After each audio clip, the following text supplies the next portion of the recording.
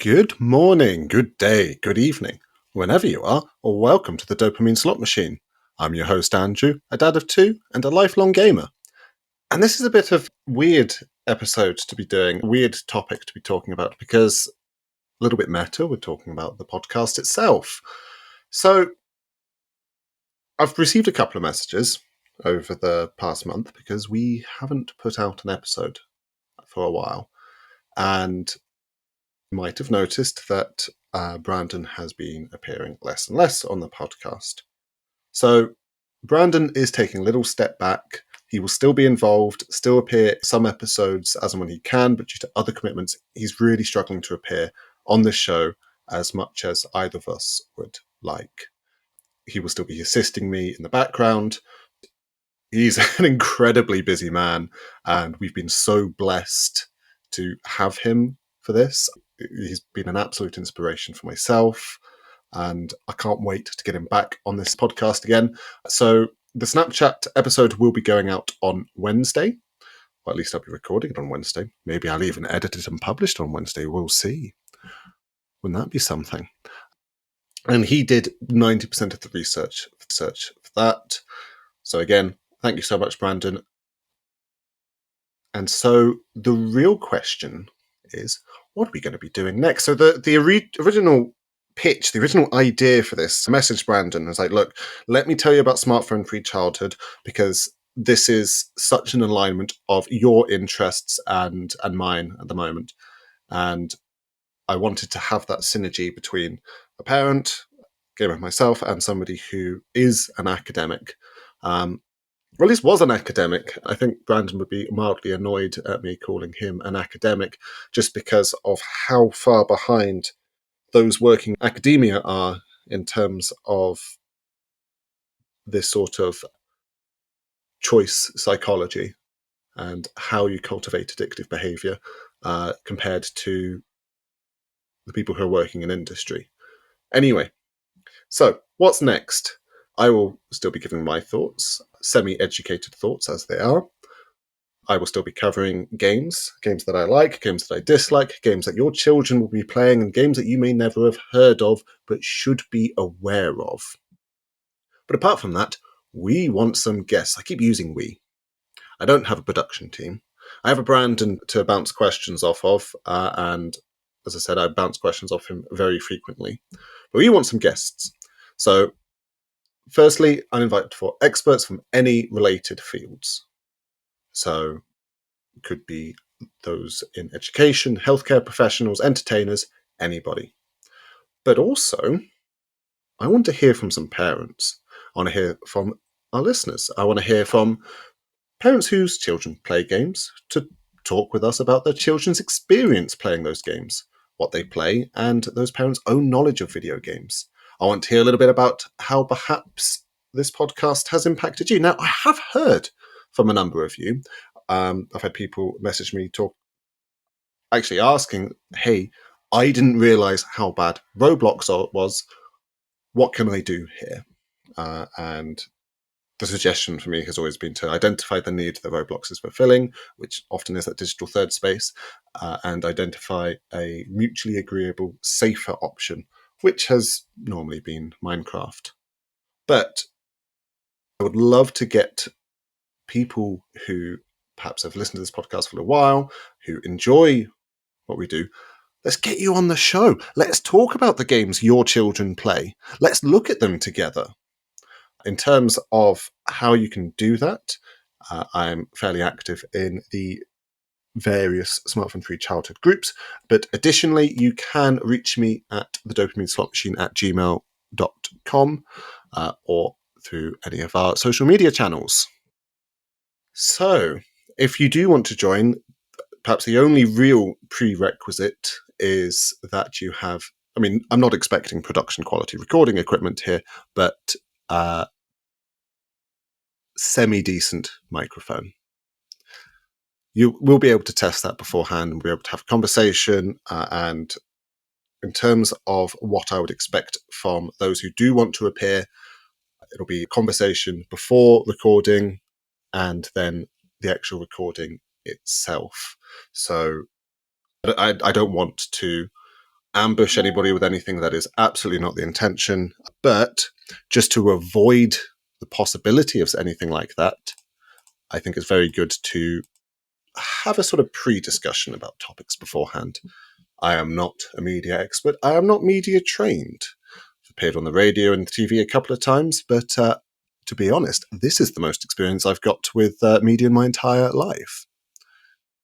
Now, that aside, I also wanted to give a shout out to a petition I've seen. So I tend to be a little bit cynical, actually, generally, of petitions, of the Gov UK official petition site, because all that tends to get, I don't think any of them have actually affected real change.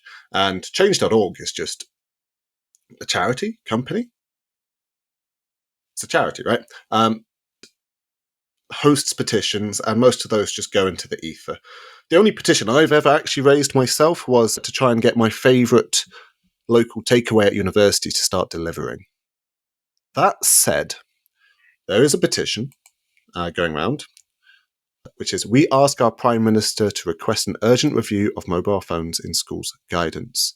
And I want to promote this for two reasons. One, it is frankly brilliantly written. It's written by Katie Moore in Northampton.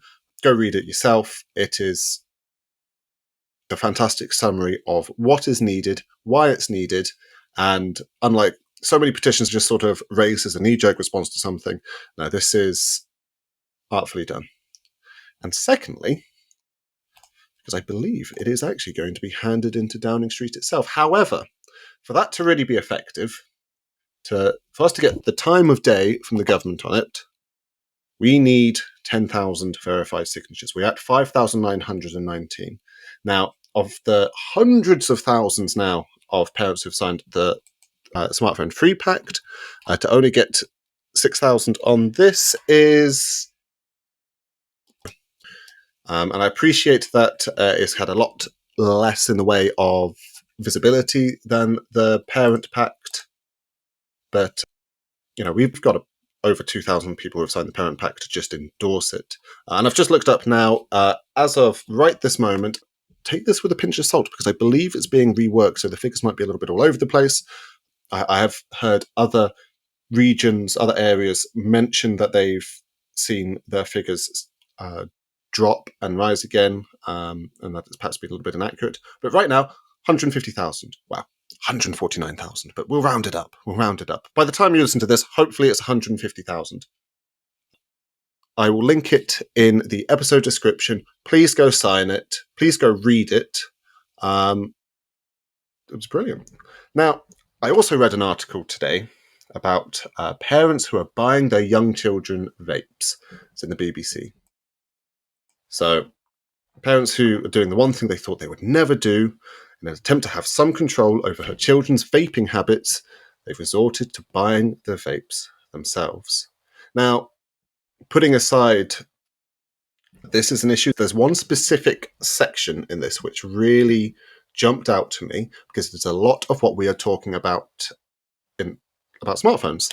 And actually, for me, it's part of the reason why the obsession about asking children who have smartphones, and if a child has a smartphone and they've got unrestricted access to it, they are addicted to it. 90% I'm addicted to my smartphone. You're probably addicted to your smartphone. Children who don't have a fraction of the self-control we do, whose brains haven't wired to be able to have that self-control, if they have a smartphone, they're addicted. You can't ask addicts whether or not they should have access to the thing they're addicted to. Anyway, so I'm just going to quote from this article from Professor Rachel Isber, who works at the UK's first NHS vaping clinic for children. She's saying some young people are sleeping with vapes under their pillows so they can get a nicotine hit in the middle of the night, and their addiction can be so strong they experience, quote, micro withdrawals in school. So just to comment on that alone, young people sleeping with vapes under their pillows so they get a nicotine hit in the middle of the night.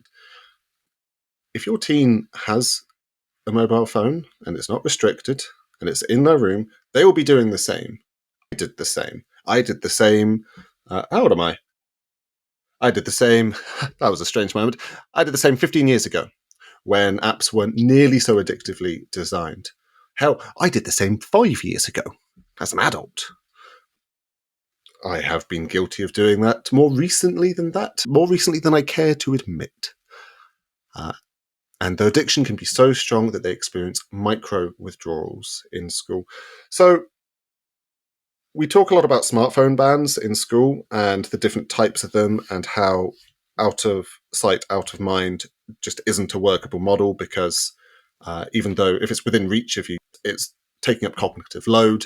And we see children who are regularly just going to the toilets and missing large portions of their lessons just so they can check their phone. Exactly what she's talking about here, getting that hit in the middle of the night, is behavior that we see children exhibit with smartphones.